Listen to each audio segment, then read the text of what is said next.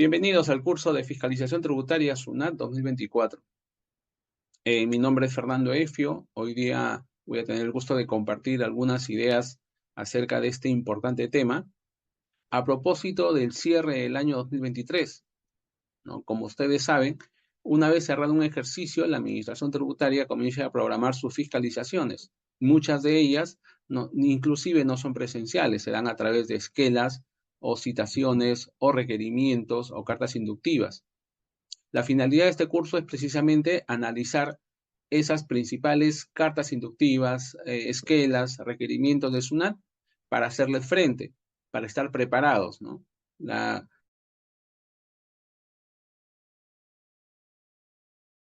Hemos, en base a nuestros documentos que emite SUNAT a los contribuyentes, para poder, digamos, estar actualizados y estar preparados frente a una probable fiscalización o revisión de SUNAT.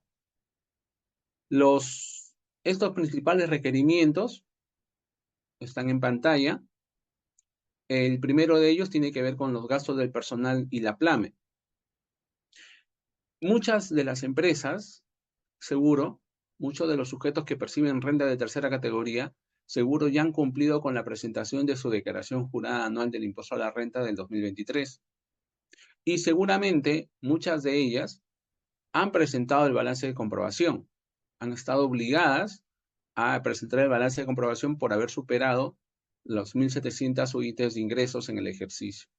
Ahora bien, en función de esta información, de este balance de comprobación que el sujeto ha enviado a la Administración Tributaria a través de la declaración jurada anual, la Administración Tributaria comienza a analizar comienza a analizar esa información y cotejarla con lo que el mismo contribuyente ha declarado en la PLAME.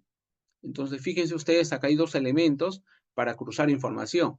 Primero, el balance de comprobación y luego la información consignada en la PLAME.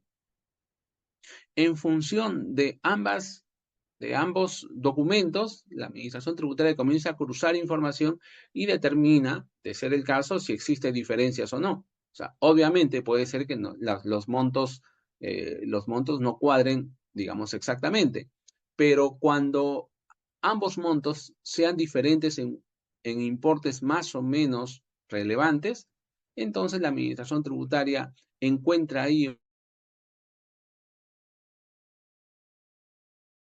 un nicho para poder requerir al contribuyente esta diferencia. Diferencia entre el balance de comprobación cuenta 62 versus la información que aparece en la PLAM. Entonces, esas diferencias pueden darse por diversos motivos. La idea del contribuyente que está sujeto a este tipo de control es verificar justamente a qué se debe esa diferencia. Suelto una de las razones por las cuales puede haberse generado esa diferencia. Podríamos estar hablando de la participación en las utilidades a los trabajadores. Fíjense ustedes que muchas empresas suelen incluir en la plana de diciembre del año 2023, en nuestro caso, el monto de la participación que le corresponde a los trabajadores. No obstante, esa participación comienza a pagarse en enero, febrero, marzo o más adelante, ¿no? Según lo considere el propio contribuyente. Entonces, esa información discorde entre el balance de comprobación y la PLAME podría generar problemas. ¿Por qué? Porque, digamos, en estricto, nuestros amigos laboralistas señalan que la PLAME, la información de la participación en las utilidades a los trabajadores en la PLAME, debería declararse en el periodo en que efectivamente el beneficio es cancelado y no en el periodo de diciembre. Entonces, eso podría generar ciertas diferencias, ¿no? Y de ser así, la Administración Tributaria posiblemente nos envíe algún tipo de requerimiento. Lo mismo podría suceder con las ETS o quizás con las vacaciones, ¿no? O bien puede tratarse de algún error propio de la Administración Tributaria. No hay que descartar ningún supuesto, ¿no? Ninguna posibilidad. Entonces, la idea de estos requerimientos es hacerle frente, pero investigando, tratando de ver cuál es el origen del mismo. En segundo término, tenemos el valor de mercado de remuneraciones. Este concepto viene ya casi más de 20 años, ¿no? Hace más de 20 años que se implementó en la legislación del impuesto a la renta. Y la administración tributaria recién podríamos decir, en los últimos 10 años ha comenzado a verificar el mismo de forma mucho más pronunciada. Me explico un poquito. El valor de mercado de remuneraciones es un concepto que es de aplicación a los sujetos vinculados con la empresa, por ejemplo, accionistas, por ejemplo, participacionistas,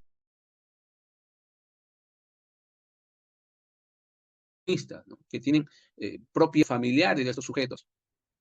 Ahora, no necesariamente este concepto, que es un límite, dicho sea de paso, será de aplicación a todos los accionistas o a todos los participacionistas, ¿no? Solamente este límite será de aplicación en la medida que ese participacionista o ese accionista esté vinculado con la empresa. Y para eso el reglamento de la ley del impuesto a la renta nos da los supuestos en los cuales un trabajador que a la vez es accionista está vinculado con la empresa. Y les menciono el supuesto, digamos, más básico de todos. El hecho de que si un trabajador de la empresa que a la vez es accionista y este accionista cuente con más del 30% de las acciones de la empresa, entonces ya podemos decir que está vinculado. Y por lo tanto a ese sujeto que es trabajador de la empresa se le debe determinar el valor de mercado de remuneraciones. ¿Y en qué consiste específicamente ese concepto? Les mencionaba que el valor de mercado de remuneraciones es un límite que establece la ley del impuesto a la renta para que aquellas remuneraciones que paguemos a trabajadores vinculados con la empresa, así como a sus familiares hasta cierto grado de consanguinidad y afinidad, no puedan exceder tributariamente ciertos límites. La empresa finalmente puede pagar más de ese importe, más de ese límite. Sin embargo, si hubiera un exceso entre lo que permite la ley tributaria, que es el valor de mercado de remuneraciones, y lo que efectivamente paga la empresa, ese exceso no va a ser deducible para el impuesto a la renta. Ese exceso se va a recalificar como dividendo. En otras palabras,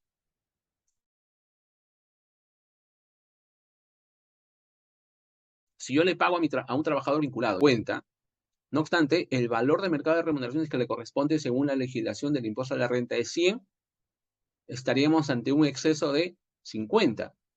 En la contabilidad de la empresa, esos 150 en total van a aparecer como gastos de personal. En la PLAME van a aparecer como gastos de personal. Los aportes y descuentos seguro que se han hecho sobre una base de 150. Sin embargo, para efectos del impuesto a la renta, solamente impuesto a la renta, el gasto que se va a poder deducir solamente será hasta 100, porque ese es el valor de mercado de remuneraciones. Hay todo un procedimiento que establece el reglamento de la ley del impuesto a la renta para determinar ese valor de mercado. Ahora bien, si determinamos efectivamente un exceso al valor de mercado de remuneraciones, en el caso que les planteaba 50, esos 50 que constituyen el exceso van a tener que ser adicionados a la determinación de la base imponible para el impuesto a la renta. Y pagaremos más impuesto a la renta. Será una diferencia permanente. Esto no se podrá recuperar más adelante. Y, como les comenté, bueno, nuestro impuesto a la renta será mayor. Será una adición. Pero a la vez, ese importe, ese exceso, se va a recalificar como dividendos para efectos del accionista. Y a ese accionista le vamos a tener que retener el 5% sobre ese exceso al valor de mercado de remuneraciones, ¿no? Ese es el efecto. Entonces, cuando un contribuyente determinado, efectivamente tiene en su planilla personal vinculado y no ha determinado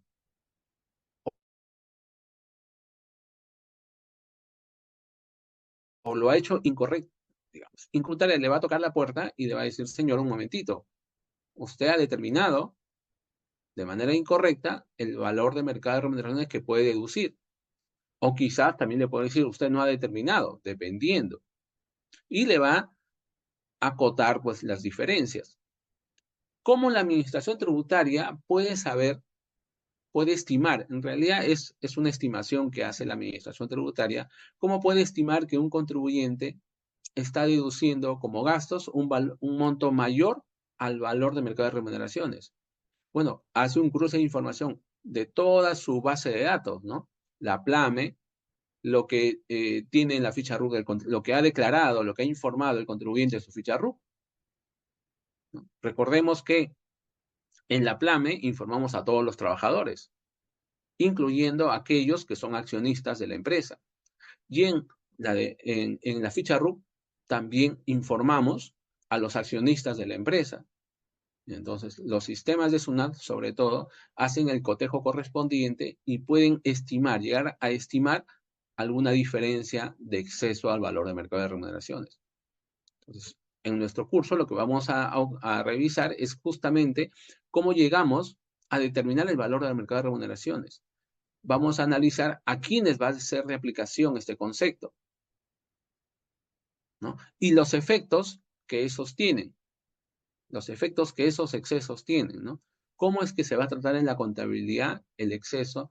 ¿Cómo es que se va a declarar y pagar el impuesto a los dividendos? El momento en que se hace el cálculo, ¿no? El momento en que el propio contribuyente, en la legislación del impuesto a la renta le da esa obligación, el propio contribuyente debe determinar el, el de ser siempre en el periodo de diciembre de cada año, ¿no? Y eso resulta muy lógico, pues, porque si determinamos en diciembre, ya esto se va a incluir, los efectos de esto van a estar incluidos en la propia declaración jurada anual del impuesto a la renta.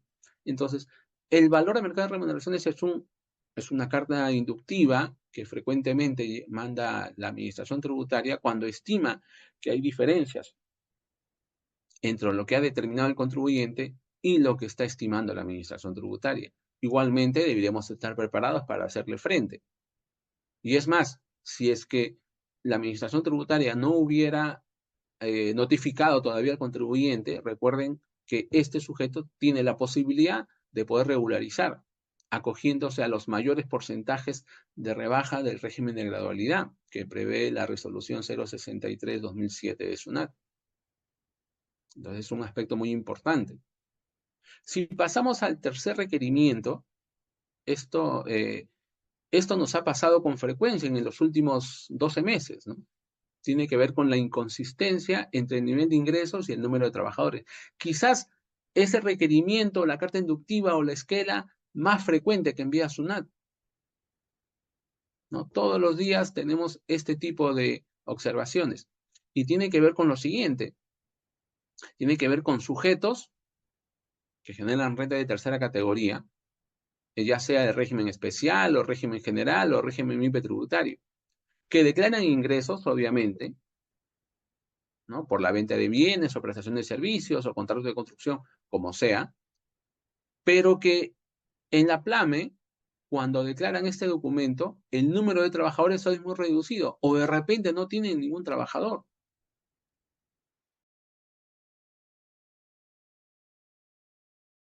Entonces la administración tributaria genera rentas de tercera categoría y que está declarando efectivamente ingresos, tenga un número reducido de trabajadores. O quizás no tenga, no esté declarando trabajadores. De ahí que se vuelve a preguntar, ¿quién es el que genera el ingreso entonces? Si no tenemos trabajadores, entonces, ¿con qué personal generamos el ingreso? Mínimamente debemos tener algunos trabajadores en planilla. Y aquí surge el problema, pues. ¿Por qué? Porque muchas veces cuando la administración tributaria ha detectado esta inconsistencia, ha retrocedido a periodos muy antiguos, con los efectos que ustedes imaginarán. La rectificatoria de la PLAME, ¿no? O la presentación de este documento si es que no se hizo. El cálculo por el salud o NP o el impuesto a la renta de quinta categoría. Miren que se han dado casos de contribuyentes que han declarado algunos millones de soles y solamente tienen 2 o 3 trabajadores. O sea, eso se puede explicar, obviamente, pero no guarda relación. O también se han dado casos de contribuyentes que están generando ingresos de tercera categoría y que tienen, digamos, 4 establecimientos anexos y que han declarado en la PLAME solamente 1 o 2 trabajadores. Igualmente viene la pregunta, ¿cómo es posible que una empresa tenga 4 establecimientos anexos y no tenga, y tenga por lo menos 2 trabajadores?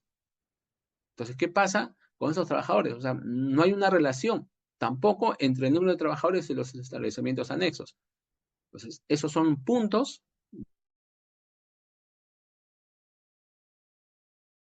de fiscalización que la administración tributaria, de ahí que tenemos que estar preparados, ¿no? Y muchas veces cuando ya es tarde, hay que saber negociar con la administración tributaria para que el efecto no sea muy abultado. Un cuarto requerimiento tiene que ver con las adiciones al impuesto a la renta y su efecto en el crédito fiscal del IGB. Ahora que hemos presentado la declaración jurada anual del impuesto a la renta, o lo estamos haciendo todavía, seguro que estamos haciendo muchas adiciones, algunas adiciones a la utilidad contable, ¿no? Para ajustarla justamente y llegar a una renta neta. Dentro de esas adiciones pueden existir gastos que inicialmente hubieran contenido IGB. Un ejemplo tiene que ver con los gastos de representación. Entonces, cuando una empresa adiciona el exceso de gasto de representación, ustedes saben que la ley del impuesto a la renta solamente permite deducir gasto de representación hasta el 0.5% de los ingresos con un límite de 40 UITs. Entonces, cuando una empresa se excede, hace su cálculo respectivo y se excede a ese 0.5% o 40 UITs, como sea, ese exceso tendrá que ser adicionado en la declaración jurada anual, casilla 103. La administración tributaria, en ese caso, se pregunta si ese exceso, si el IGB correspondiente a ese exceso se ha tomado como crédito fiscal del IGB o no, ¿no? Y parte de la presunción que el contribuyente sí lo ha tomado. O sea, puede ser correcta la presunción de la administración tributaria, pero también puede ser incorrecta, ¿no? Más aún,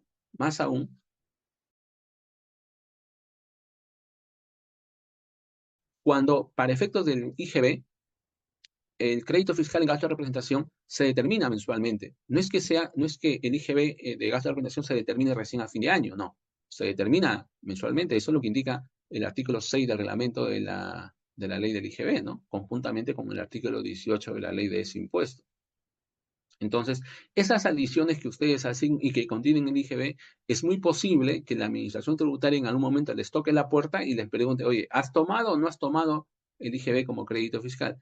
Si no lo has tomado, pues trata de demostrarme que no lo has hecho, ¿no? Y la demostración tiene que ver con los registros contables, con el registro de compras, por ejemplo, ¿no? Entonces, ese requerimiento, esa carta inductiva, resulta muy importante. Más ahora cuando comenzamos ya a presentar la declaración jurada anual, porque esas observaciones vienen con posterioridad y de ahí que tendremos que estar preparados.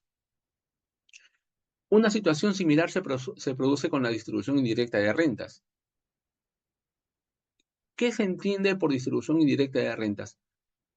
A ver, para hacerlo de manera muy sencilla, son gastos, generalmente son gastos, que la empresa ha incurrido y que ha contabilizado en sus libros, pero que esos gastos no le pertenecen a ella.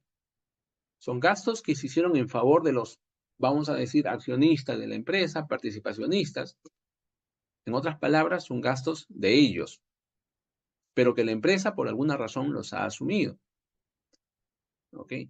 Y en ese caso, en esa situación, eh, la legislación del impuesto a la renta señala que, además de que sean adicionables, o sea, ustedes saben que esos gastos no serán deducibles, no cumplen con el criterio de causalidad. Pues, además que deben adicionarse, la legislación del impuesto a los gastos que la empresa ha asumido, se paga el 5% por distribución indirecta de rentas. lo que muchos de ustedes conocen como los dividendos presuntos, ¿no? Y ese cálculo tiene que hacerse, digamos, de manera inicial en cada mes, pero también podría regularizarse en el periodo de diciembre, ¿no? En el periodo de diciembre que vence en enero. Con una guía de pagos varios, cancelamos. ¿Y qué sucede cuando la administración tributaria, o perdón, qué sucede cuando el contribuyente no ha regularizado, no ha determinado el impuesto que corresponde por la distribución indirecta de rentas? Bueno, la SUNAT le va a tocar la puerta al contribuyente y le va a decir y le va a exigir que regularice esa situación. ¿Y cómo la administración tributaria puede detectar que un contribuyente debe o no debe pagar este concepto? Lo hace en función de la declaración jurada anual del impuesto a la renta. Ahí, al momento de que el contribuyente hace sus adiciones, la administración tributaria tiene ya definidas algunas casillas que presuntamente generan una distribución indirecta de rentas. Y les digo presuntamente, porque el contribuyente podría sustentar que efectivamente no hay una distribución indirecta de rentas y por tanto no habría ningún impuesto. ¿Cuál es el objetivo? O sea, ¿por qué se implementó en nuestra legislación tributaria el concepto de distribución indirecta de rentas? Es un concepto que viene de hace muchos años, pero que parte de una situación muy específica. Imaginemos que una empresa tiene 100 de ingresos, tiene 60 de costos y gastos y una utilidad de 40, ¿no? O nos olvidamos del impuesto a la renta por un momento. Entonces, sobre esa utilidad de 40, si los accionistas deciden distribuir el 100% de esa utilidad, bueno, están en su facultad de hacerlo. ¿Ok? Pero la empresa tendría que retenerles el 5%. ¿Cuánto es el 5% sobre 40? Algo así como 2, ¿no? 5 por 4, 2. 5 por 4, 20, pero ya en estricto sería 2. Ok, entonces la empresa tendría que declarar y pagar a SUNAT esos 2 por impuesto a los dividendos. Eso es lo que sucede en la primera empresa. Pero vamos a asumir una segunda empresa que es muy parecida a la primera. También tiene ingresos de 100, costos y gastos 60. Pero esta empresa, en su contabilidad, ha asumido gastos por 40 correspondientes a sus accionistas, participacionistas, etc. ¿Ok? Con lo cual, su utilidad va a ser 0. No habría distribución de dividendos. La SUNAT no recaudaría esos 2 que se recaudó en la primera empresa. Miren, ambos son iguales. Ambas empresas son iguales. Tienen los mismos importes. La diferencia es que en la segunda se incluyó deliberadamente algunos gastos que correspondían no a la empresa, sino a los accionistas. Y con eso se borró la utilidad 0, y los accionistas se beneficiaron. De ahí viene el concepto, la idea de dividendo presunto. Eso es un dividendo presunto, pues. Entonces, ahí, en este segundo caso, el Estado se estaría perjudicando, porque dejaría de recaudar el impuesto a los dividendos que hubiera correspondido si es que la empresa hubiera determinado sus resultados de manera real, no considerando esos gastos. Entonces, a fin de corregir esa situación, se introdujo este concepto de distribución directa de rentas. ¿Para qué? Para que sobre esos 40 que tiene la segunda empresa y que correspondía a gastos en favor de los accionistas o participacionistas o propietarios en general de la persona jurídica, se pague igualmente un impuesto del 5%. Con lo cual, la tributación entre ambas empresas sería de la misma forma. El artículo 13b, como último dato, 13b del reglamento de la ley del impuesto a la renta, establece los supuestos en los cuales nos encontramos frente a una distribución indirecta de renta. Y ahí vamos a encontrar una diversidad de supuestos.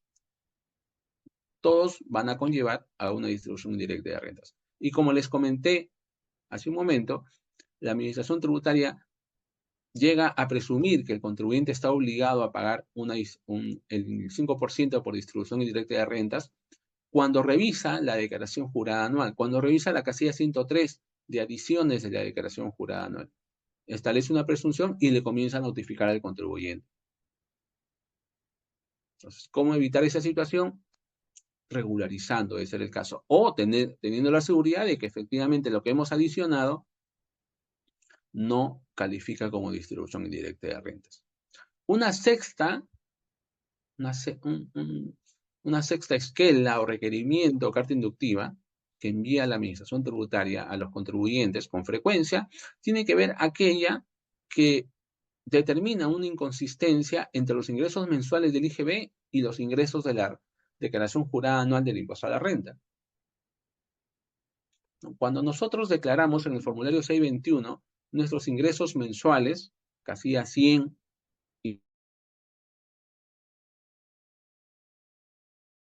y otras de la pestaña de IGB, se presume que esos mismos importes serán aquellos que se declararán en la declaración jurada anual del impuesto a la renta de ese periodo, ¿no? Si yo declaro entre enero a diciembre del año 2023 1 millón de soles en las casillas del IGB, se supone que cuando presente mi declaración jurada anual del impuesto a la renta, yo también debería considerar 1 millón de soles, ¿no?, como parte de los ingresos grabados en esa declaración.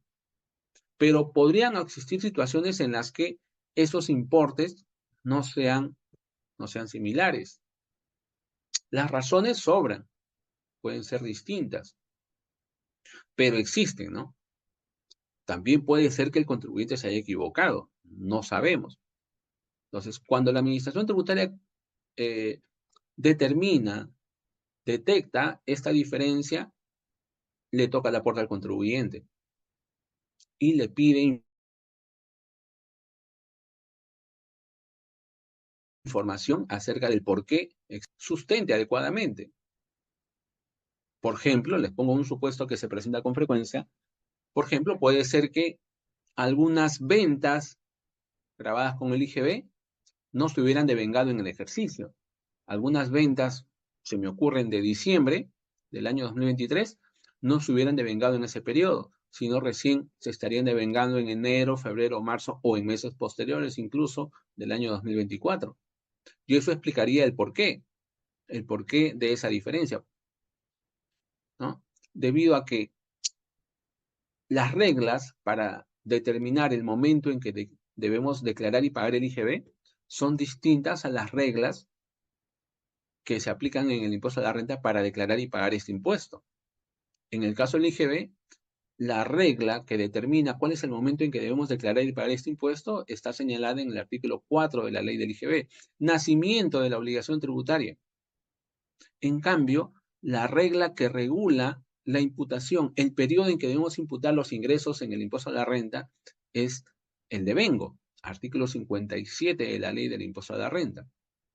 En muchos casos, quizás la mayoría, ambos momentos corresponderán al mismo periodo, pero en otros casos, estos momentos es posible que correspondan a periodos distintos. Les pongo un caso muy sencillo. Imagínense ustedes que hacen una venta en diciembre del año 2023, pero la entrega de los bienes recién se produce en enero del año 2024. Y eso está acreditado, ¿no? Está acreditado con un contrato quizás, está acreditado con una guía de remisión que demuestra que hemos remitido los bienes recién en enero, entre otras documentación.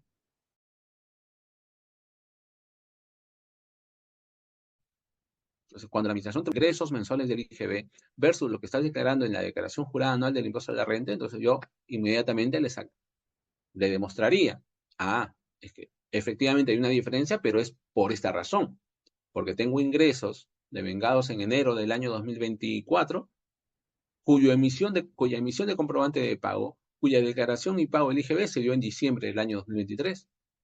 Y con eso la administración tributaria no tendría por qué molestarme más. Pero también estas diferencias pueden deberse a otras razones. Eso es lo que justamente deberíamos investigar para estar preparados, ¿no? Son cuestiones mínimas que debemos tener en cuenta para evitarnos problemas con la administración tributaria. Y es por eso que esta entidad suele enviar cartas inductivas o esquelas con la inconsistencia que estamos comentando. Una séptima observación que suele realizar la Administración Tributaria tiene que ver con las inconsistencias en el rubro cuentas por pagar de la declaración jurada anual del impuesto de la renta.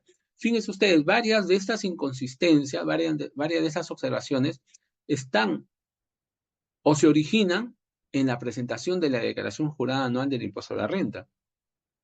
¿No? La séptima que estamos comentando tiene que ver también con la declaración jurada anual, ¿no? ¿A qué me refiero? Dentro de las obligaciones formales que debemos cumplir cuando presentamos nuestra declaración jurada anual del impuesto a la renta, es consignar nuestros estados financieros. Tenemos que anotar ahí nuestro estado de situación financiera y nuestro estado de resultados, ¿no? Ambos estados van a ser base para el cálculo del impuesto a la renta, sobre todo con el estado de resultados, ustedes lo saben muy bien. Le vamos a hacer los agregados, le vamos a hacer las deducciones, deduciremos también las pérdidas tributarias de años anteriores y la diferencia será la renta neta, sobre la cual calcularemos el 29.5%. Pero, ¿qué tiene que ver las cuentas por pagar en este caso? Cuando nosotros presentamos nuestro estado de situación financiera, los activos, los pasivos y el patrimonio, dentro de los pasivos vamos a consignar a quién le debemos, ¿no? E incluso el mismo formulario nos obliga a que detallemos, bajo ciertas circunstancias, a quién específicamente le estamos debiendo. Y tenemos la posibilidad incluso de poner un consolidado cuando los importes no llegan a los mínimos exigidos por la Administración Tributaria. Entonces, cuando, por ejemplo, nosotros consignamos en nuestra declaración jurada anual que le debemos al señor X y Z 100.000 soles, la Administración Tributaria va a cotejar, va a cruzar esa información con lo que declara el señor X y Z. Y si el señor declara exactamente lo mismo, pues no hay nada más que hacer. Pero si el otro señor declara que efectivamente no tiene por cobrar nada hacia nosotros, o de repente el señor tiene por cobrar un importe mayor, ahí se activa la alarma de la SUNAT, se activa la sirena roja de la Administración Tributaria, porque la Administración Tributaria va a pensar que hay un problema con las cuentas por pagar. ¿No? Acuérdense que en el Código Tributario existe una presunción de pasivos falsos. O sea, si yo declaro una cuenta por pagar que no es real,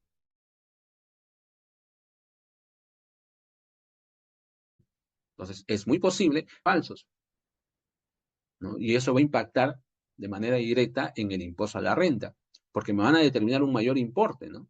Y esto resulta muy lógico, porque si para la Administración Tributaria una cuenta por pagar, una o más cuentas por pagar, que yo estoy declarando en el formulario 710, no corresponde a lo que efectivamente es, pues esa cuenta por pagar no va a ser tomada en cuenta. Y si no es tomada en cuenta, ¿qué pasa con el estado de situación financiera? Ustedes tienen sus activos, tienen sus pasivos, tienen el patrimonio. Cuando una parte de esos pasivos correspondientes a las cuentas por pagar no existe, entonces, ¿cuál es el resultado? Bueno, el balance va a cojear y la Administración Tributaria va a presumir que esa diferencia que no existe son utilidades, ¿no? El activo no se mueve, el patrimonio no se mueve, pero sí el pasivo, ¿no? El pasivo disminuye. Y al disminuir el pasivo, esa diferencia, la Administración Tributaria la considera que es parte de una renta neta. Y si es parte de una renta neta, significa que hay un impuesto a la renta que hemos omitido. Y comienza a hacer sus cálculos de presunciones y nos va a acotar el impuesto a la renta. Entonces, de ahí que muchas empresas suelen cruzar información con sus principales proveedores o clientes, ¿no? Para evitarse justamente este problema.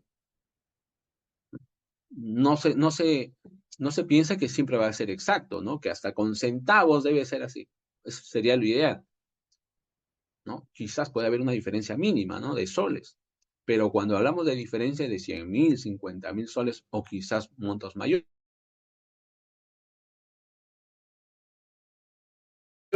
la Administración Tributaria es muy sustentar las razones del por qué existen esas diferencias. Puede ser que nosotros tengamos la razón, puede ser que nuestro proveedor también la tenga.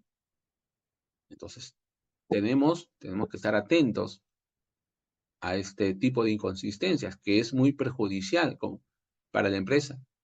¿Por qué? Porque podría activarse, pues, la posibilidad que se determine el impuesto a la renta de manera presunta, que es un dolor de cabeza para cualquier empresa. Un octavo requerimiento, y eso también es fruto de un cruce de información, tiene que ver con los ingresos basados en la información del POS. Hay muchas empresas que venden o prestan servicios, ¿no?, cobrando a través de un POS. No cobran en efectivo, sino a través de un POS, ¿no? Y ahí queda la huella correspondiente. Sin embargo, por alguna u otra razón, esos ingresos que se cobran a través del POS no son declarados por la empresa. Si es así, la Administración Tributaria igualmente nos va a tocar la puerta. Pero también pueden darse situaciones como las que les voy a comentar, y esos son situaciones reales, ¿no? Que son explicables, sustentables a ojos del propio contribuyente, pero que a ojos de la Administración Tributaria es posible que no lo sea. Me explico un poquito más. Se han dado casos en centros comerciales, ¿no?, de pequeños negocios, por ejemplo, estas galerías de artículos informáticos que están en el centro de Lima, en donde uno de los sujetos, uno de los comerciantes, gestiona y obtiene un POS, y a través de este POS se producen las ventas, se producen las cobranzas que realizan los demás, ¿no?, por facilidades o por cualquier otra situación. De los 20 comerciantes que hay en un piso de una galería comercial, solamente uno tiene un POS. Y ese sujeto, ese único, digamos, acuerda con los demás para que en caso que esos sujetos distintos realicen ventas y el cliente quiera pagar con su tarjeta de crédito, débito, como sea, esa tarjeta se pase por el POS que le pertenece al sujeto que gestionó ese dispositivo, ¿no? Llegado el momento, la empresa administradora de las tarjetas de débito o de crédito finalmente le va a abonar el íntegro de ese dinero al titular del POS, y ese titular luego le va a repartir según corresponda a cada uno de los demás comerciantes. ¿Eso es válido? Claro que es válido, ¿no? Finalmente es una estrategia para incrementar las ventas. Quizás sacar un POS puede generar trámites un poquito engorrosos o difíciles de cumplir, ¿no? Puede generar costos muy altos que quizás los demás comerciantes no están en la capacidad de poder asumirlos. Entonces, de ahí que se presentan este tipo de situaciones. Pero el problema que se genera ante ojos de la Administración Tributaria es justamente para el titular del POS. ¿Por qué? Porque este sujeto va a cobrar el íntegro de lo que han vendido los demás comerciantes de la zona. Y la Administración Tributaria va a presumir que ese íntegro corresponde a ventas del titular del POS, cuando en realidad no ha sido así, ¿no? Y se han dado casos en donde como el titular del POS no ha podido demostrar que eso correspondía a ventas de los demás, el dinero que ha percibido esta persona, que ha recibido esta persona, ¿no?, perjudicándose grandemente.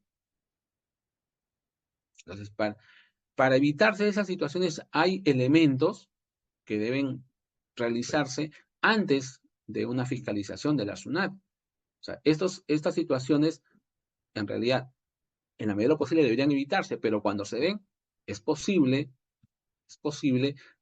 sustentar a la Administración Tributaria, ¿no?, para evitarse justamente esos reparos, a través de contratos, por ejemplo. Es posible. Sin embargo, en muchas ocasiones, el titular del POS tiene o ha perdido, ¿no? Ha perdido ante la Administración Tributaria. Entonces, hay que estar atentos a ese tipo de situaciones. Nada, y eso surge por un cruce de información. Cruce de información del POS con lo que el sujeto, el titular del POS, justamente ha declarado. Una novena carta inductiva o requerimiento que suele enviar la Administración Tributaria tiene que ver con el reintegro del crédito fiscal por mermas y desmedros. En el sentido de que el artículo 22 de la ley del IGB establece de manera general que cuando existan mermas o desmedros, debe reintegrarse el IGB como crédito fiscal. Sin embargo, cuando esas mermas y desmedros están debidamente sustentados y se sigue el procedimiento previsto en la ley del impuesto a la renta, no hay necesidad de hacer reintegro. No hay necesidad, ¿no? Entonces, cuando presentamos nuestra declaración jurada anual del impuesto a la renta, para los que ya lo han hecho, seguro que han observado una pestañita dentro de información complementaria denominada justamente mermas y desmedros.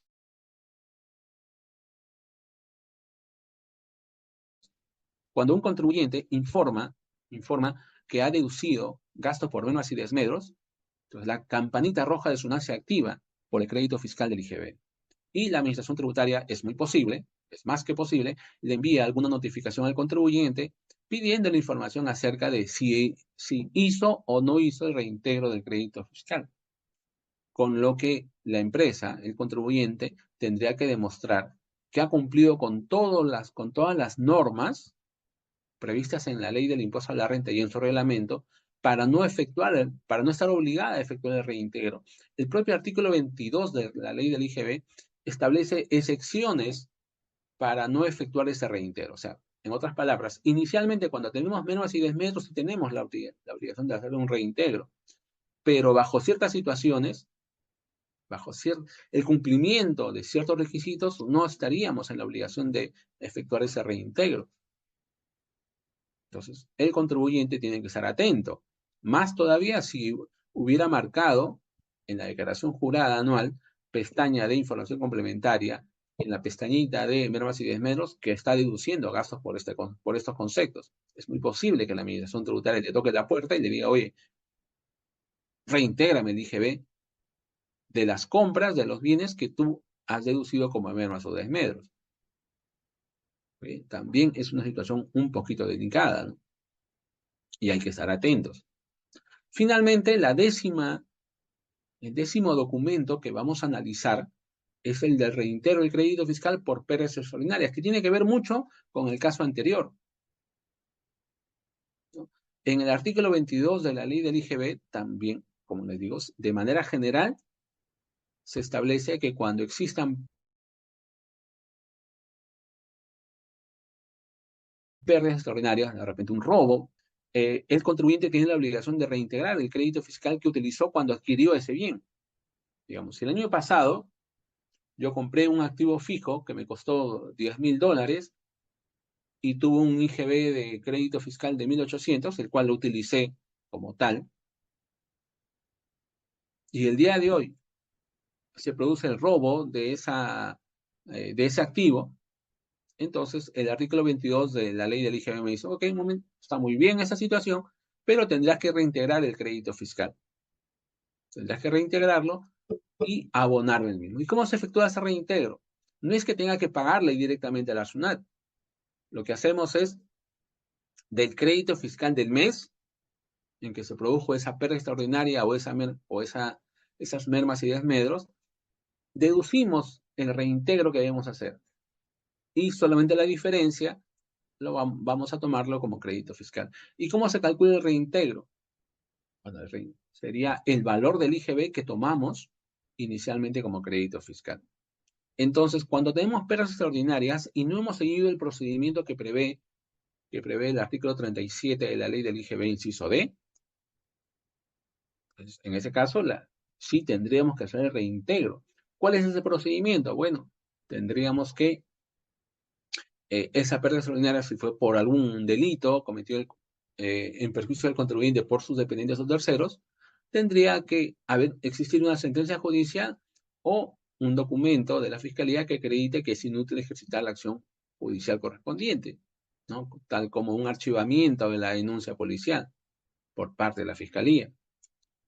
Entonces, solamente de esa manera, ya sea con la sentencia o con el archivamiento de la denuncia policial por parte de la Fiscalía, yo podría acreditar a la Administración Tributaria que he cumplido con con el proceso previsto en la ley del impuesto a la renta y no estaría obligado a efectuar el reintegro del crédito fiscal. Al igual que sucede con las mismas y desmedros, esta observación surge a través de la declaración jurada anual del impuesto a la renta, porque una de las pestañitas que ustedes van a observar dentro de información complementaria es justamente la de pérdidas extraordinarias, si se ha cumplido o no con los requerimientos previstos en la legislación del impuesto a la renta, ¿no? Y la administración tributaria, siempre pensando mal, es muy posible que considere que la empresa que está deduciendo estos conceptos tenga la obligación de hacer el reintegro del crédito fiscal. Existen otros documentos de SUNAT, otros documentos que emite SUNAT, los más relevantes, los más importantes, los que frecuentemente llegan al buzón del contribuyente. Quizás esto puede servir también como base para hacerle frente a los demás requerimientos de la administración tributaria, ¿no? Porque finalmente las alternativas que sigamos para hacerle frente a cada uno de estos requerimientos de la administración tributaria pueden ser en algunos casos similares a los que debamos seguir para hacerle frente a otros. Entonces, es muy importante tener en cuenta que debemos estar preparados frente a cualquier inconsistencia que observe la administración tributaria. Esa preparación lo podemos hacer antes de un requerimiento, antes del propio requerimiento de la administración tributaria, ¿no? Y hacerlo después, pues ya resulta inútil. Tenemos que hacerlo antes, tenemos que estar preparados. Si todavía estamos presentando la declaración jurada anual del impuesto a la renta, o quizás nos corresponde todavía en mayo, nos va a dar el tiempo suficiente para poder corregir, ¿no? Y evitarse justamente la notificación de estos requerimientos. Entonces, yo me quedo aquí, yo les agradezco su participación, su presencia, y nos veremos en una próxima oportunidad. Muchas gracias.